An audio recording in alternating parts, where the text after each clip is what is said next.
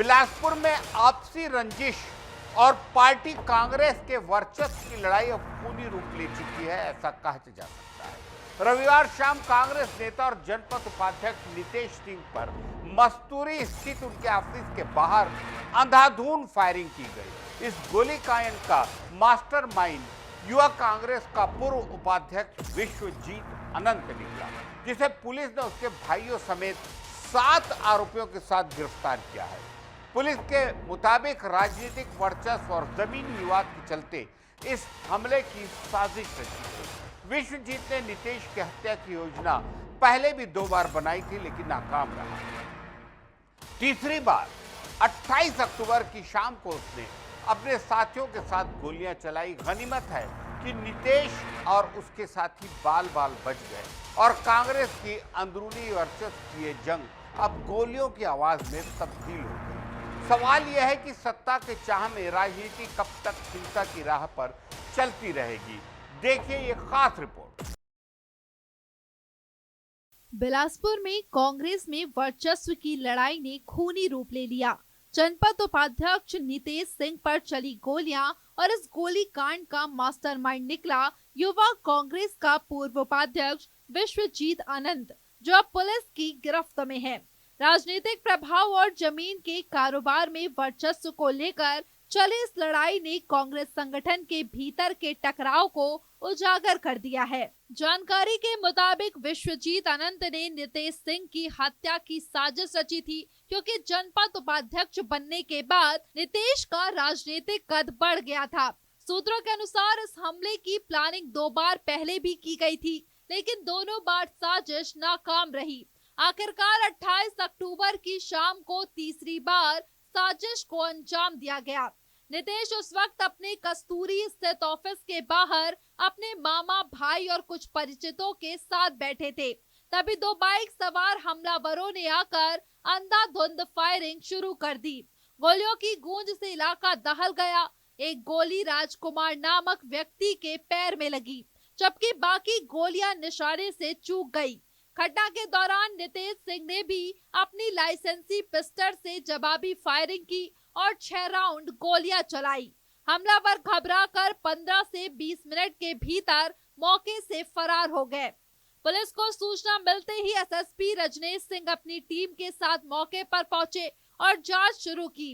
घायल राजकुमार और चंद्रभान सिंह को इलाज के लिए अपोलो अस्पताल भेजा गया। पुलिस ने तत्परता दिखाते हुए सरकंडा थाना को कंट्रोल रूम बनाया, सभी थानेदारों को सक्रिय किया और 24 घंटे के भीतर ही मामला का खुलासा कर दिया। पुलिस ने मास्टरमाइंड विश्वजीत अनंत, उसके 3 भाइयों समेत 7 आरोपियों को गिरफ्तार किया है, जिनमें 2 नाबालिग भी शामिल है। एसएसपी रजनीश सिंह ने बताया कि राजनीतिक वर्चस्व की लड़ाई के चलते यह हमला किया गया। विश्वजीत कांग्रेस के अंदरूनी विरोधी गुट का सदस्य था और नितेश सिंह के बढ़ते प्रभाव से नाराज था। इसके अलावा दोनों के बीच जमीन से जुड़े विवाद भी चल रहे थे। पुलिस जांच में सामने आया कि हमलावरों ने पहले भी 2 बार हत्या की योजना बनाई थी, एक बार नितेश के घर के बाहर और दूसरी बार कार्यक्रम के दौरान, लेकिन हर बार योजना विफल रही। तीसरी बार मौका देखकर हमला किया गया, लेकिन शूटर प्रोफेशनल नहीं थे, इसलिए कोई बड़ी जानहानि नहीं हुई। जांच में यह भी पता चला कि हमले के दौरान 14 राउंड फायर किए गए थे। वारदात के बाद सोशल मीडिया पर विश्वजीत अनंत की कई तस्वीरें वायरल हो गई, जिनमें वह कांग्रेस नेताओं, समाज के धर्मगुरुओं और राज्य सरकार के मंत्री के साथ नजर आ रहा है। इसने राजनीतिक हलकों में हलचल मचा दी है। पुलिस पूछताछ में बड़ा खुलासा हुआ। विश्वजीत ने अपने एक परिचित तारकेश्वर पाटले से 1 लाख रुपए लेकर शूटर्स को सुपारी दी थी। हालांकि पुलिस अभी इस एंगल पर गहराई से जांच कर रही है कि धनराशि का इस्तेमाल हथियार खरीदने या हमलावरों को भुगतान के लिए किया गया था या नहीं। कांग्रेस के अंदर भी इस वारदात को लेकर बयानबाजी शुरू हो गई है। नितेश सिंह के परिवार का आरोप है कि इस हमले के पीछे कांग्रेस नेता नागेंद्र राय का हाथ हो सकता है, क्योंकि पंचायत चुनावों के दौरान नितेश ने नागेंद्र को हराकर जनपद उपाध्यक्ष का पद हासिल किया था। हालांकि पुलिस को अब तक इस संबंध में कोई ठोस सबूत नहीं मिला है, एसएसपी रजनीश सिंह ने बताया कि पुलिस ने हमलावरों के पास से 2 देसी पिस्टल, 1 कट्टा, 5 मैगजीन, 4 जिंदा कारतूस और इस्तेमाल की गई गोलियां जब्त की है। पुलिस अब यह पता लगाने में जुटी है कि हथियार कहां से और किसके माध्यम से लाए गए। एसएसपी ने कहा, यह मामला राजनीतिक वर्चस्व की लड़ाई का परिणाम है।